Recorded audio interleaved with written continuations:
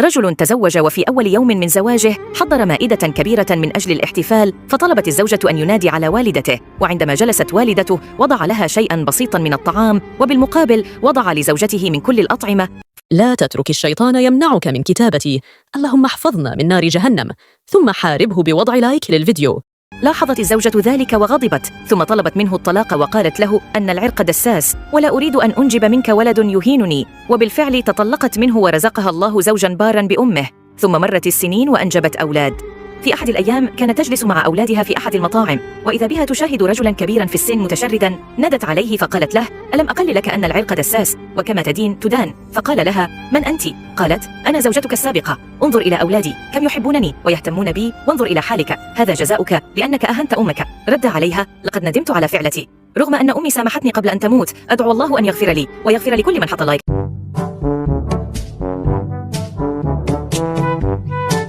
زوجة تكره أبا زوجها الذي كان مصابا بالزهايمر ولا يتذكر شيئا، وفي أحد الأيام طلبت الزوجة من زوجها أن يضع أباه في الكرسي المتحرك ثم يذهب به إلى مكان مجهول ويتركه هناك، وبما أن أباه لا يتذكر شيئا فسوف يعثرون عليه ويضعونه في دار للمسنين.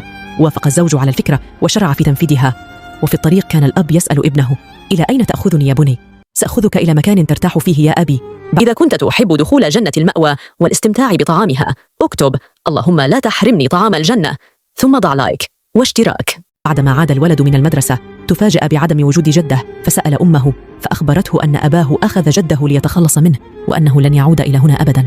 بسرعة لحق الولد بهما، ثم أوقف أباه قائلا: يا أبي، عندما تتخلص من جدي فلا تنسى أن تحضر معك الكرسي المتحرك. قال الأب: ولماذا؟ رد الابن: كي أحملك عليه وأتخلص منك عندما تكبر. بكى الأب وندم على ما فعله، ثم قبل رأس أبيه ورجعوا إلى البيت.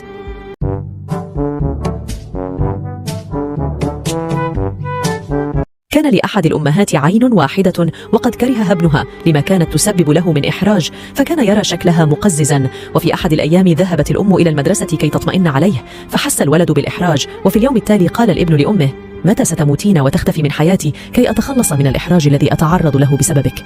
فسكتت الأم. أكمل الولد دراسته الثانوية، ثم سافر إلى الخارج وتزوج، وكان سعيدا في حياته بعيدا عن أمه. وفي يوم من الأيام اضطر الابن للرجوع إلى البلد الذي عاش فيه طفولته، وقرر أن يرى بيته القديم، لكن الجيران أخبروه بأن أمه ماتت. لم يدرف الرجل أي دمعة وأعطوه رسالة من أمه كتبت فيها: ابني الحبيب، في داخلي شيء لم أخبرك به قط، فقد تعرضت في صغرك لحادث سير حيث مات والدك وفقدت عينك اليمنى، ولم أكن أستطيع أن أتصور كيف سيعيش ابني بعين واحدة، وقد يسخر منه الأطفال ويخافون من شكله، لذا تبرعت لك بعيني مع حبي لك أمك. كنت تحب أمك؟ حط لايك.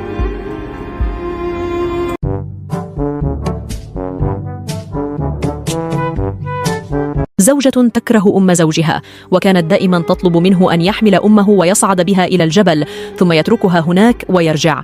استجاب الزوج لطلب زوجته فحمل أمه على ظهره وقرر أن يصعد بها إلى الجبل. إذا كنت تحب الإقامة في قصر من قصور الجنة اكتب: اللهم أدخلني الجنة برحمتك، ثم ضع لايك واشتراك. وكانت الطريق طويلة، وكانت أمه تقطع الأغصان وترميها على جنبات الطريق. وعند وصولهما إلى قمة الجبل ترك الرجل أمه هناك وهم بالنزول، لكنه ظل الطريق، فنادته أمه من فوق: يا بني، لقد وضعت الأغصان على جنبات الطريق حتى تعرف طريق العودة، فكن حذرا يا ولدي. فانفجر الرجل باكيا واندم على فعلته، وطلب العفو من أمه وقبل رأسها. فرحت الأم بثوبة ولدها، ثم عادا معا إلى البيت. مهما عملت الشر في أمك فاعلم أنها دائما وأبدا تحب لك الخير.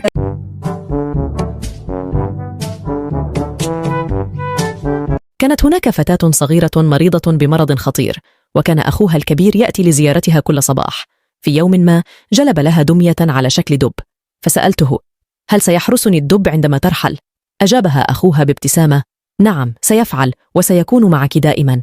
وفي اليوم التالي جاء وجلب معه حلوى، فقالت له الفتاة: أحب الحلوى، هل هناك حلوى في الجنة؟ رد الأخ بحزن: أجل، يوجد الكثير منها هناك، ولكنك ستأكليها معي هنا. وفي الغد جاء أخوها لزيارتها، لكنه وجد سريرها فارغا. قالت له الممرضة: لقد أوصتني أختك أن أعطيك هذه الرسالة، فلقد فارقت الحياة بالأمس. حزن الأخ حزنا شديدا، ثم قرأ الرسالة: كنت أعلم أنني سأذهب إلى الجنة، ولكنني بقيت قوية وشجاعة بسببك. شكرا على كل شيء.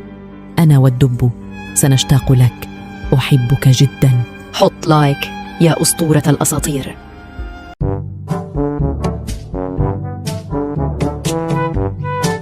اتصلت امرأة بأبنائها 3 وقالت لهم أنها تريد أن تلتقي بهم لإخبارهم بشيء مهم. قال الأول: أمي، أنا في اجتماع لا أستطيع القدوم الآن. ثم اتصلت بابنتها التي قالت: هذا هو يوم إجازتي الوحيد وسأخرج مع أصدقائي. كانت الأم تبكي بحرقة، فقد أرادت إخبارهم بأنها تعاني من السرطان. إذا كنت تريد أن تكون من الفائزين بجنة الفردوس والاستمتاع بأزهارها، اكتب: اللهم أدخلني الجنة برحمتك. بعد أسبوع اتصلت الابنة بأخيها الأكبر وقالت: اليوم عيد ميلاد أمي 60. قاموا بشراء هدايا لوالدتهم، ثم انطلقوا نحوها لزيارتها، وفي طريقهم صادفوا موكب جنازة وكان فيها بعض جيرانهم وهم يبكون. لم يهتموا للأمر وتمكنوا من الوصول إلى منزل والدتهم. طرقوا الباب، لم يفتح أحد. خرجت جارتهم وأخبرتهم بأن أمهم توفيت وحيدة وأن الجنازة التي صادفوها هي لأمهم. ثم أعطتهم رسالة تركتها: أمهم أبنائي الأعزاء، لقد مررت بأوقات عصيبة في آخر لحظات حياتي، تمنيت لو كنتم بجانبي، لكن هذه مشيئة الله، كونوا متحابين فيما بينكم. بعد قراءتهم للرسالة ندموا ندما شديدا على إهمالهم لوالدتهم، لكنهم دعوا لها بالرحمة والمغفرة.